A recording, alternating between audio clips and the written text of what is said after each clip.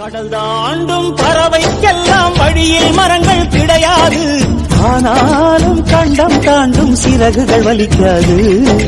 மலையேறும் எறும்பின் கால்கள் வெயிலை மிதித்து உடையாது. மனதோடு காதல் வந்தால் மனிதா தடையேது. இது போகும் வழியோ வெற்று பாதை, திரும்பும் வழியோ வெற்றி பாதை. திரும்பிய இதயத்தை அடைந்திடும் பயணம் இது.